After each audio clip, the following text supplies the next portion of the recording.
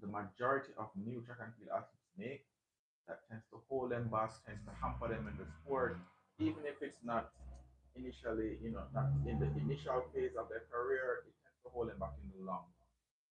All right. The majority of these things you will see, it starts to rear its head in terms of effects very early in the athlete's career, but some of them may be later, depending on the overall talent level of the athlete. They may be able to get by without seeing the repercussions early on, but eventually it does come back to bite them in the butt. And I'm going to be listing them out so you can take up your own personal inventory and hopefully make your adjustments early so that you can maximize your chances of having a successful career. So here we go. Let's start off with number one. Number one, and by the way, this is not listed in order of most important or least important. This is listed just arbitrarily. So the first one that we're going to look at is doing too much too soon. And what this entails is jumping into a high mileage or high intensity workout without building up a base. And this base that we're talking about, it depends on what events you're going to compete in, but you must build up like a base of capacity to do the thing that you're going to compete at. So for a middle distance athlete, it's going to look different than if you're a 100-meter sprinter or a long jumper. Generally, in youth athletics, the base is the same, but as you become more specialized in your events, then the base of important characteristics or qualities for the developing athlete, it becomes different. And if you get into too much of high intensity right off the bat, your body won't have the capacity to recover from that. Also, if you're doing too much in terms of volume, your body won't have the capacity to recover from it either. These are two very important characteristics that have to be managed very carefully in your training program, both volume and intensity. So let's say, for example, if you're on a high volume program, intensity has to be low in order for you to develop the capacities that are important.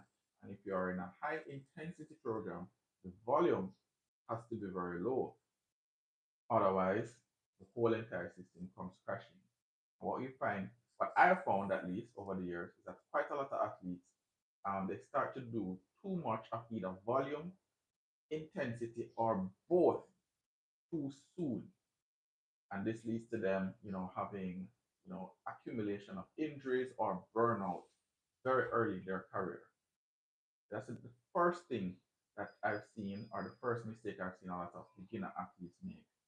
The second thing, and I think um, leading along the same lines of, recovery, is skipping the warm ups and probably more importantly, skipping the cool downs. So athletes tend to want to go straight into hard efforts, and at the end of the workout, they want to just stop and just move on without doing an appropriate cool down. I think it's very important for athletes to recognize that your warm up is preparation for the workout you're about to do, and the cool down is preparation for the workout you will have next. Now, it's not just about, oh, coach have me out in the sun and or wherever, and it's just giving me extra work. No, these are important things that are going to allow you to be able to, one, stave off injury, two, compete at your best, three, avoid certain poor adaptations to the training that you're doing. So if you're not warming up properly or appropriately for the workout you're about to do, you're not going to get the best result out of that. And at worst case scenario, you might leave that workout with an injury. And the cool down, as I said, it's your preparation for the very next workout. So if you're not doing the cool downs properly, then the recovery that you're supposed to have leading from your current workout that you're finishing to the next workout will be inadequate. And so you won't arrive at the next workout in the best position to benefit from it. So the second mistake is skipping your warm up and cool down.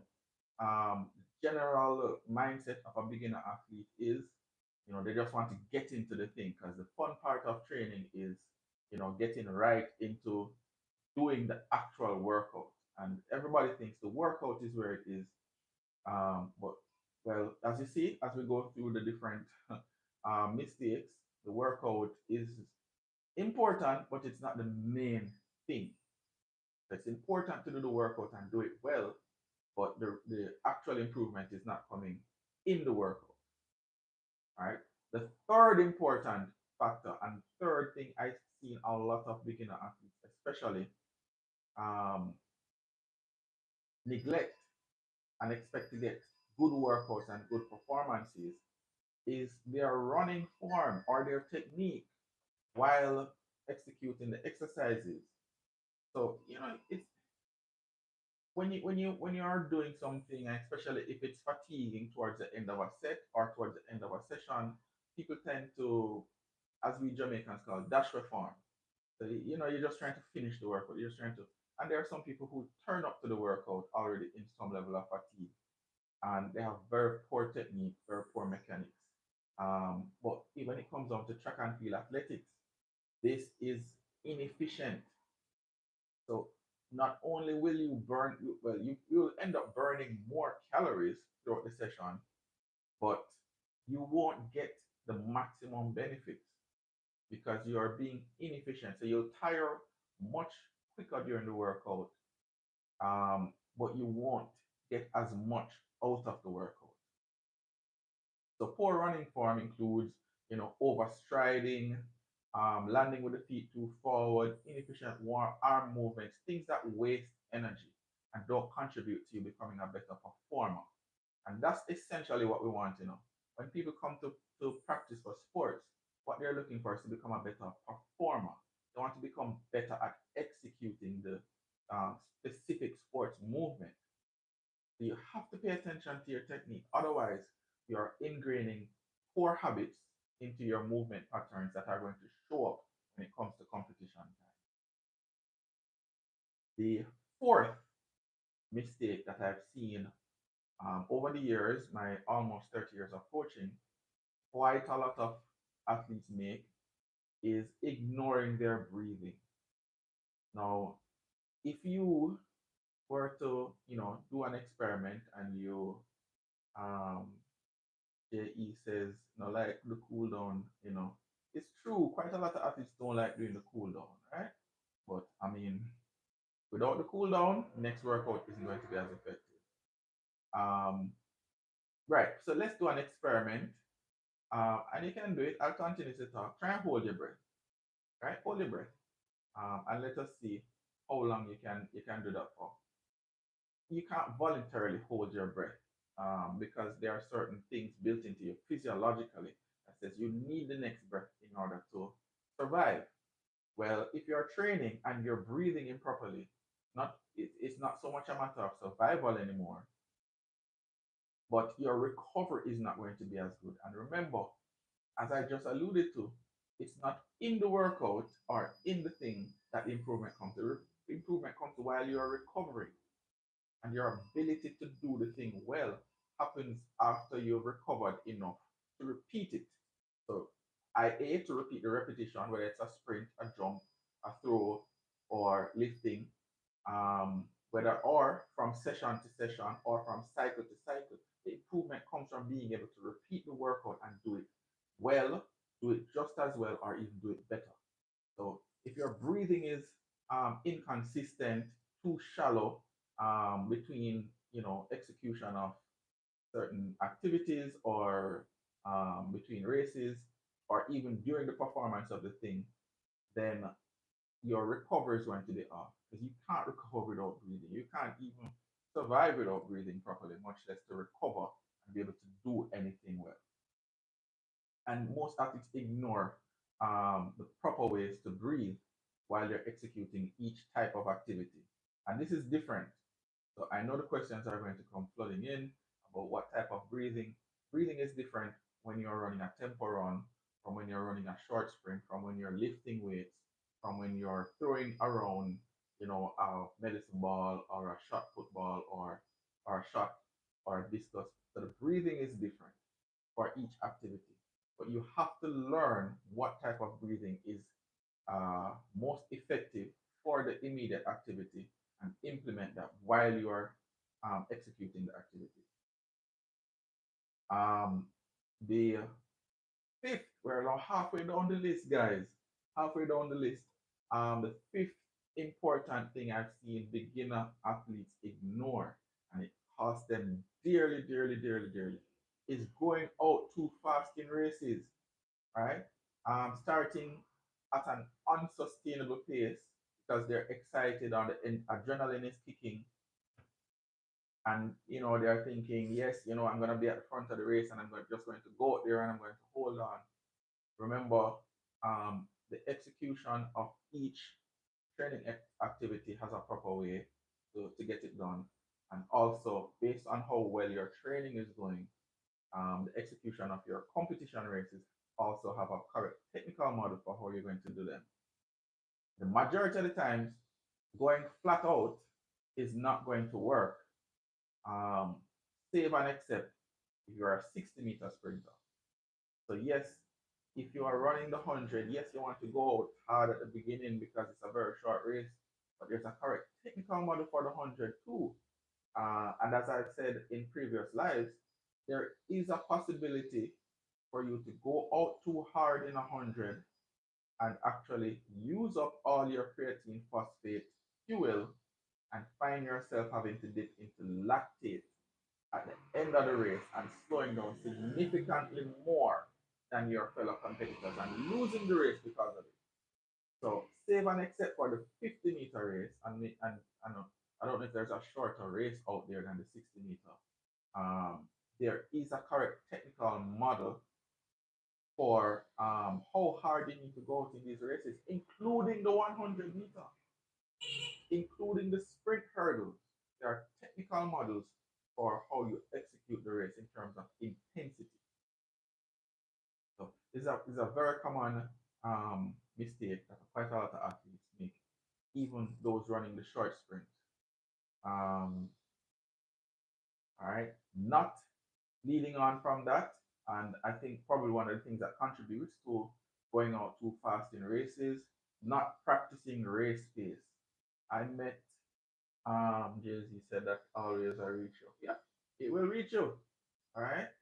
I met a very influential coach in terms of my development, and he introduced me to a concept outside of the realm of track and field.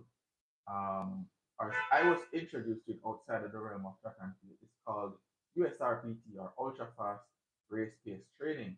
And what this exposes is that the athlete must train at the pace that he or she is going to race at. You can't expect to run slow in training all the time and then come out to a race and be able to race fast. You must train fast in order to race fast. But separate and apart from that, building on that, I've also learned that athlete must also race above race pace from time to time. And this is for their development, for them improving on their overall speed levels, um, and for them their preparation for upcoming seasons, because they might not ever race at that pace during the current season, but as they develop from season to season, that may become their new race pace in the next season or 2 seasons leading along. So the athlete must train at race pace, right? If you never train at your goal racing speed, you never know what it feels like to actually execute that effort and sustain that effort. You are inadequately prepared to compete if you have never raced at the pace that you need in order to successfully complete your mission, whether it is to medal or to get into the final and score points or to win at the championships that you're preparing for. So there must be a goal race pace, and you must be training at that pace in order for your body to be able to execute it in competition. It doesn't work any other way. Um, we're now at so that was number six of all the um, of all the mistakes, critical mistakes that I've seen quite a lot of, especially beginner athletes make. And now moving on to number 7, wearing the wrong shoe or worn out shoes. Now, using inappropriate footwear um, or shoes that go beyond, certain lifespan measures like 300 to 500 miles. Once you put a certain amount of mileage on a shoe, the stiffness of it starts to go out. It starts to get worn out based on your foot strike pattern, meaning how your foot hits the ground. And it no longer is supporting the foot properly because all of these materials, synthetic materials, they wear out after a time. So if you're just wearing the same old shoes um, season after season or from the beginning of the season to the end, then what you find happens is that it leads more to injuries than anything else.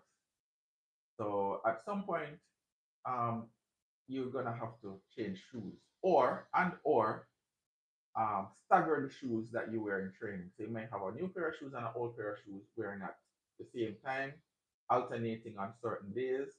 Um, and then when the old pair of shoes passes, 500 miles of, in terms of foot strike, in terms of running, then you get rid of that. And what was the new pair becomes the old pair, and you just keep rotating them. You cannot wear the same pair of shoes from the beginning of the season to the end or between seasons.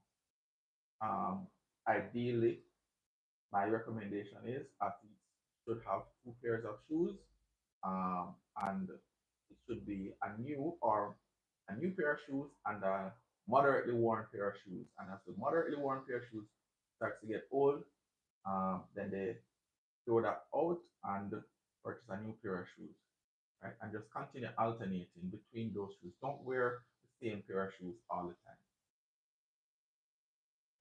Number 8, important, important, important. I said this earlier on in the live, and this is super, super important. You cannot neglect your rest and your recovery because truly this is where the improvements come. Improvements are not coming from the work you're doing exactly right now in training. The improvements come between training sessions, between intervals, between cycles of training. So if you are not resting and recovering well, you will not improve, you will not get better results, and it's performance time. Remember, I said this earlier on in the live. The whole point of training is to become a better performer. You can't dictate that you will become the best performer in your event, but you can always put yourself in position to become a better performer. If you are not resting and recovering in between repetitions, in between sets, in between cycles, in between training sessions, your chances of recovering and becoming a better performance are nil, zero. In fact, it's very likely that you will regress, you will become worse off. All right. So a lot of the times, like people that are new to training for sports, they think it's something you show up and you do it and then you go off and you do whatever you want. And you're supposed to show up the next time and you're going to become better at doing it. That's not how it works. You become better between sessions. Number 9, and this speaks more now to the psychological aspect of improvement in sports. Number 9, this should probably have been number 1 because I coach a lot of young athletes and I see this every single day. Number 9 thing that beginner athletes do that holds them back is constantly comparing themselves to others and focusing on other athletes instead of their own personal improvement. Listen, you can't dictate whether or not you win this race or win this event. You can't dictate it. You can do training well, preparing well, recovery. You can put yourself in position. You can give yourself a fair chance or an excellent chance even of being the number 1 performer in your event, but you can't dictate it. So comparing yourself to other athletes can turn out to be quite disturbing to your preparation because you're gonna think to yourself, boy, this other athlete is running this time, or they're throwing this distance or jumping this distance, and I'm only at this point. You don't know what else that athlete is doing in their preparation. You don't know how far along they are relative to how your preparation is going, because people are not going to just come and tell you, oh, this is all the training I'm doing. No, they keep things close to them to themselves because they don't want to give you as a competitor an advantage.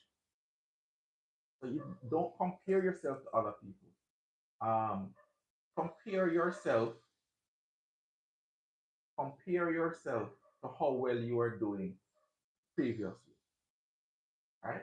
And your goal as an athlete always is to be better than you were yesterday, to be better than you were last week, to be better than you were last month, not to be better than person X or person Y or person Z, because you don't have control over that at all, and you will never have control over it. Be better, even 1% better than you were previously, and sustain that and grow that and benefit from the compounding effects of being better continuously, of improving every single day in one area or another of your athletic training and development.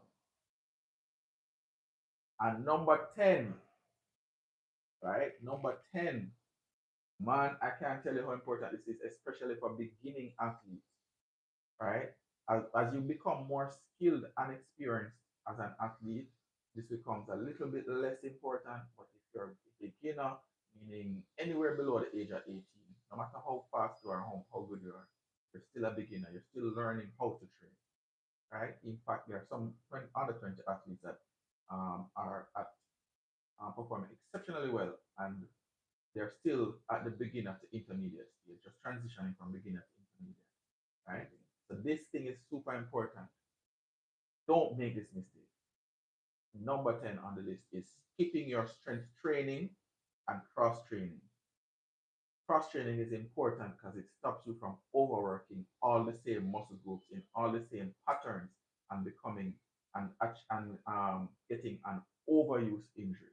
This happens to quite a lot of persons because they think specific exercises for their sport is all they need to do. No, you need to cross train. You need to find other ways of training the other systems in your body. You don't constantly overuse the same muscles. You don't constantly overuse the same movement patterns and put yourself at a high risk of injury. Secondly, you must strengthen yourself. You must fortify your body with these additional strength exercises so that you're able to withstand the forces of competition.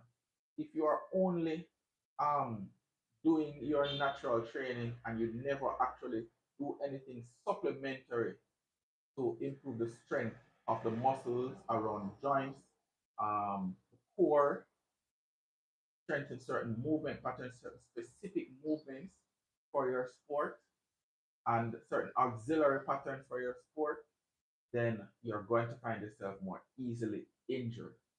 I remember I learned this mantra early in my athletic career, my athletic coaching career, building stronger, more resilient people. And this is something that I've always aspired to because I know this, right? I know this from being around much better coaches than I am.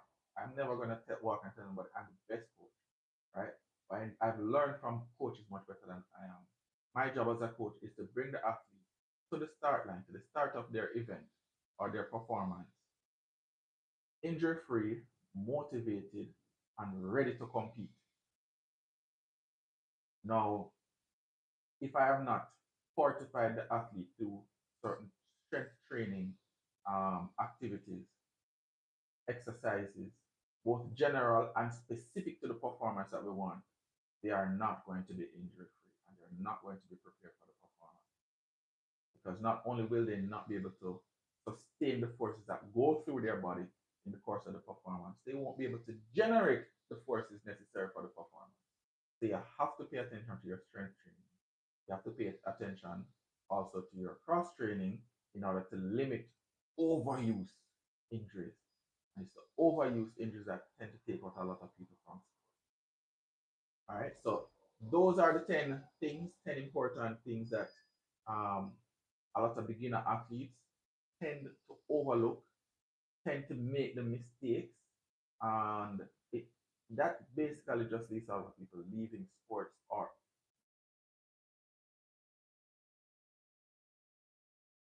so if you can avoid these, then you're definitely going to be a much better performer than um, your previous self, meaning how you're gonna be.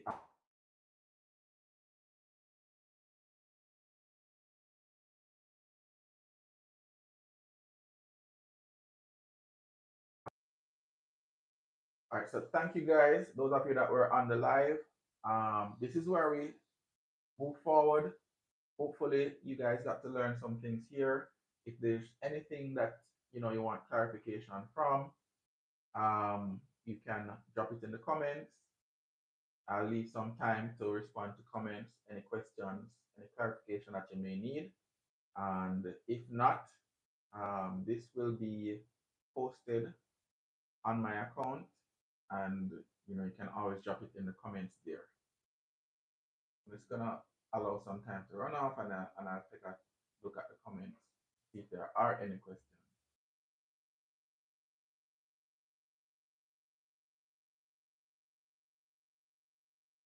Okay, so I'm not seeing any comments on either platform. If any comments come up after this is posted, um, then I will deal with them there. Until then, guys, thank you for being a part of the live. Follow me if you're not already following me, and I'll see you in the next live. Have a wonderful day.